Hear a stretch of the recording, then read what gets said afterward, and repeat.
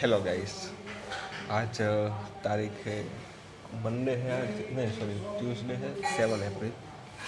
और मैंने कल की वीडियो मैंने बनाई तो थी, लेकिन मैंने अपलोड करना भूल गया क्योंकि भूल नहीं गया क्योंकि उसमें क्वालिटी बहुत ज़्यादा ब्लर हो गई थी। तो और आज मैं अभी वीडियो रिकॉर्डिंग कर रहा हूँ अपना।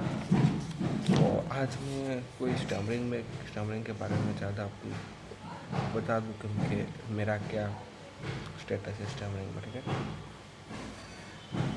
तो अभी मेरे मुँह पे कम से कम 7-8 जगह पे छाले हैं, जिसकी वजह से मैं बोल नहीं पा रहा हूँ। और कई लेटर जो ठीक से जो ढंग तरीके से हम जब बोलते हैं वो नहीं बोल पा रहा हूँ मैं। और अभी ब्रीथिंग में भी इतना कुछ खास नहीं है, ठीक ठाक है, कंट्रोल कर रहा हूँ मैं क्योंकि मेन प्रॉब्लम है मुझे अभी जो फ़िलहाल जो 2-4 दिन से प्रॉब्लम है वो है मुंह में जो छाले है, जिसकी वजह से मैं आज कोई टंग की एक्सरसाइज नहीं करूँगा, लिप्स की नहीं करूँगा, जो कि टंग ट्विस्टर शायद मेरे पास अभी नहीं है। स्टोरी टेलिंग भी फ़िलहाल का कोई प्लान नहीं है, तो मैं अभी सिर्फ पढ़ूँगा। मेरे पास ये बुक है रॉबिन शर्मा की 5 AM क्लब, जिसका मैं चैप्टर 2 पढ़ने वाला हूँ। और मैं एक बात बता देता हूँ कि मैं जो बुक पढ़ रहा हूँ वो मैं अपनी मेरी मदर टंग मातृभाषा मेरी है गुजराती है, तो मैं अपनी मदर टंग में पढ़ रहा हूँ। यदि आप गुजराती नहीं समझते हैं तो आप अभी से ये वीडियो छोड़कर जा सकते हैं। और मैं पढ़ना स्टार्ट करता हूँ। तो પ્રકરણ 2 તે એક ઉત્તમ વક્તા છે, ખરેખર મંત્રમુગ્ધ કરી દે એવા વક્તા।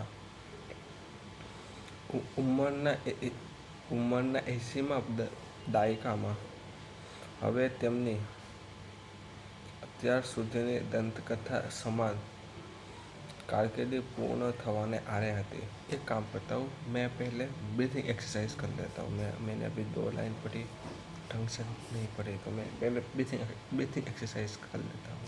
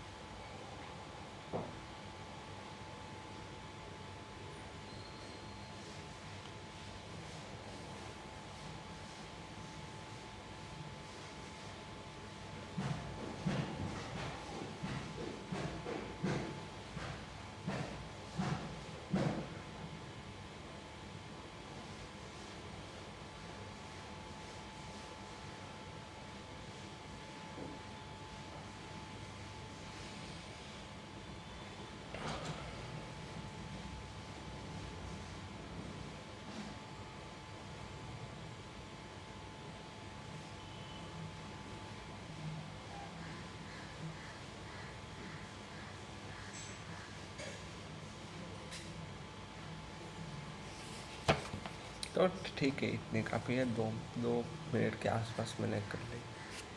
तो अभी मैं कंटिन्यू करता हूँ, ठीक है। और हाँ, मैं अभी खास ध्यान रखूँगा कि मेरे हाथ की जो मूवमेंट है वो यहाँ वहाँ टच ना हो, ठीक है। પણ આ સમગ્ર ગાળા દરમિયાન દુનિયાભરમાં તેમની પ્રતિષ્ઠા એક પ્રેરણા સ્ત્રોત તરીકેની, નેતૃત્વના સીમાચિહ્ન તરીકેની તથા એક એવા ધીર ગંભીર રાજદ્વારી તરીકેની છે। રોજે રોજ લોકોને તેમનું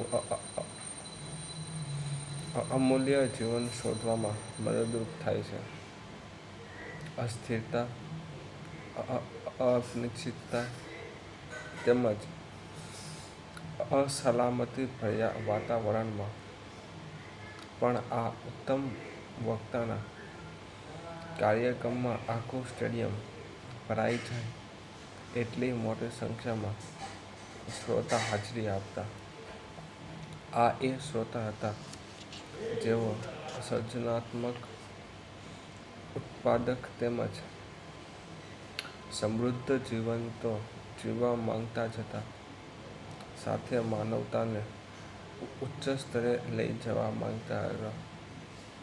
પરિણામે તેમનો એવો વિશ્વાસ રહે કે તેમણે એક શ્રેષ્ઠ વારસો આપ્યો છે તથા એવી અસર છોડી છે જેનો પ્રભાવ આગામી પેઢી ઉપર રહેશે. આ વ્યક્તિની કામગીરી અસાધારણ છે. તેમની વાતોમાં એક એવું મિશ્રણ છે જે આપણા ચારિત્ર્યમાં રહેલા શૌર્યનું આપણી અંદરના ઋજુ હૃદયના કવિ સાથે મિલન કરાવે છે.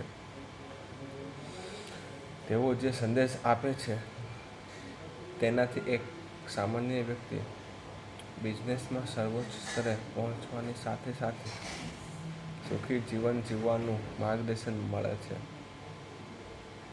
તેમને સાંભળ્યા પછી આપણે જીવનની એ મૂળભૂત નિર્દોષ લાગણીઓ તરફ પાછા વાળીએ છીએ જે જટિલતા, કૃત્રિમતા તથા ટેકનોલોજીના આક્રમણમાં ક્યાંક દબાઈને કચડાઈ રહી હતી.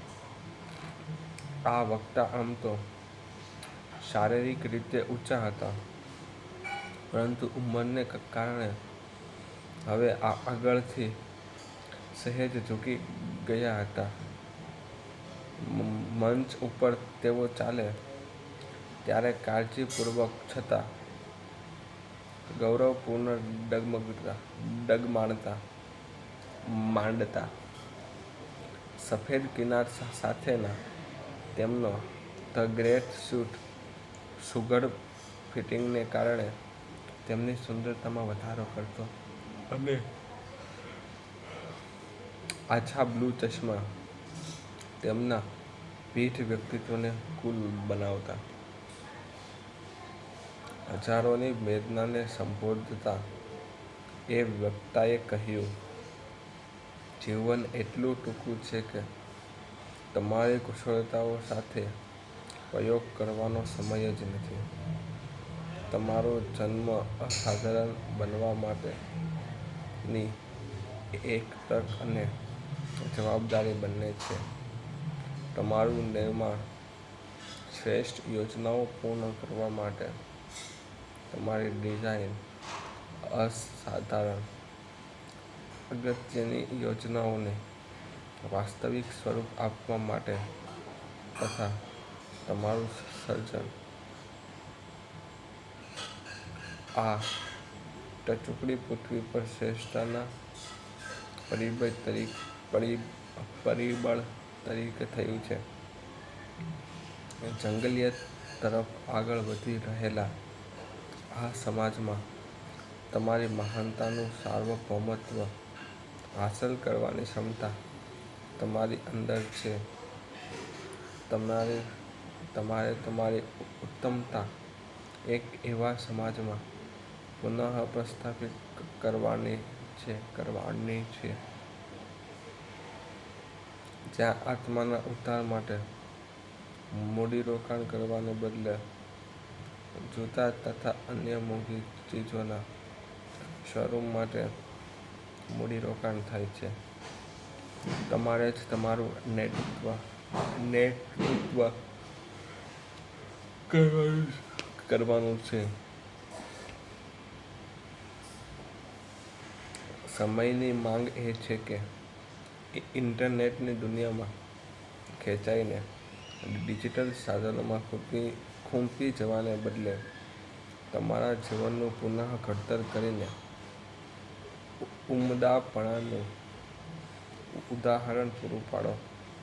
તથા સારા લોકોને એક મર્યાદામાં બાંધી દેતા સ્વાર્થીપણાનો ત્યાગ કરો.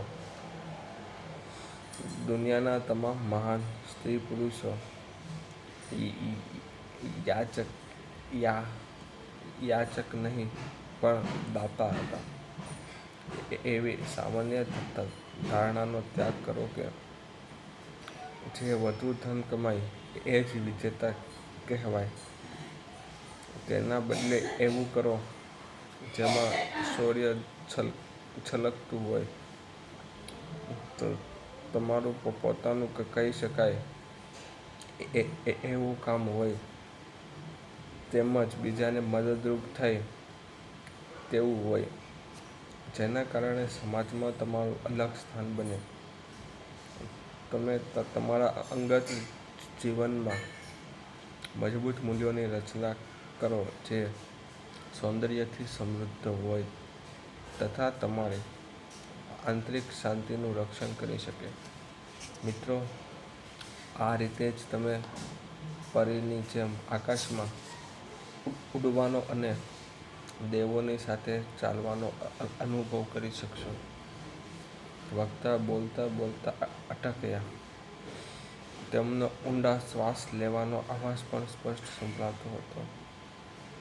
તેમણે તેમના સ્ટાઇલિશ કાળા બૂટ તરફ નજર કરી જે લશ્કરી અધિકારીના બૂટની જેમ સર્વશ્રેષ્ઠ તરીકે પોલિશ કરવામાં આવેલા હતા.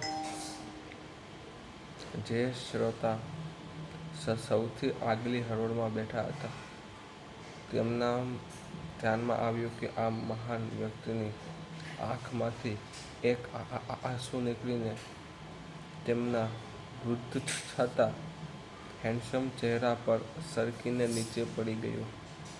તેઓ હજી નીચે જ જોઈ રહ્યા હતા. તેમનું મૌન સૌને અકળાવનારું હતું. વક્તા અસ્વસ્થ જણાતા હતા.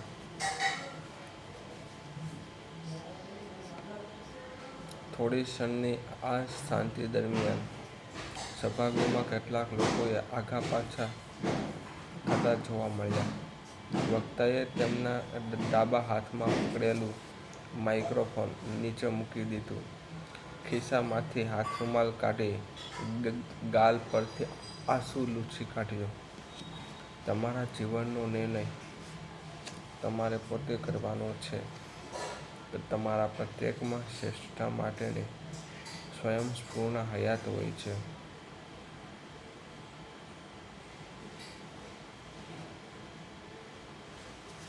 આ રૂમમાં જે હાજર છે તેમાંથી કોઈએ સમાજમાં વ્યાપક સરેરાશ જીવન જીવવાનું નથી અને મધ્યમ વર્ગને શરણે થવાનું નથી.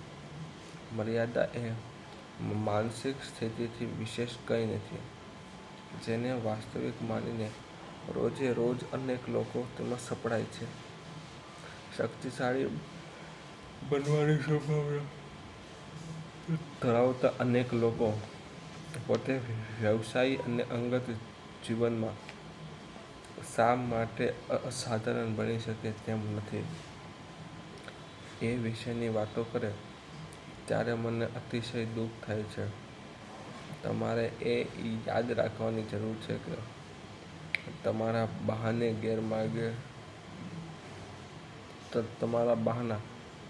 ગેરમાર્ગે દોરનારા છે.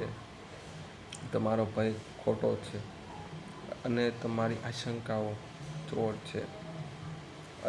અનેક લોકોએ માથું હલાવી સંમતિ દર્શાવી. કેટલાકે તાળી પાડી અને પછી કેટલાક તાળીઓનો ગડગડાટ થઈ ગયો. વક્તાએ પોતાની વાત ચાલુ રાખી. હું તમને લોકોને ખરેખર સારી રીતે સમજું છું. હું જાણું છું કે જીવનમાં તમારે મુશ્કેલ સમયમાંથી પસાર થવું પડ્યું હશે. આપણે બધાને એવો અનુભવ છે. મને ખ્યાલ છે કે તમે બાળક હતા અને પૂરા જુસ્સાથી ભરપૂર હતા. તે સમયે જે વિચારતા હતા એ પ્રમાણે જીવન આગળ નથી વધ્યું. એવી લાગણી તેમને થતી હશે. તમે રોજે રોજ એક સરખી યોજના નથી બનાવતા, ખરું ને? નોકરીમાં તમારી મૂળભૂત ક્ષમતા અને ઉર્જા અરે એક વાત કરું, ઉર્જા નામની એક મારી સ્ટુડન્ટ હતી. ઉર્જા બહુ એક નાની એવી બાલપવન કરતી, મતલબ સિનિયર કેજી. કચડી નાખનાર ચિંતા તથા અમર્યાદ જવાબદારીનું વહન કરતી વખતે તમારો આત્મા ચોક્કસ કચવાતો હશે, ગુંગળાતો હશે.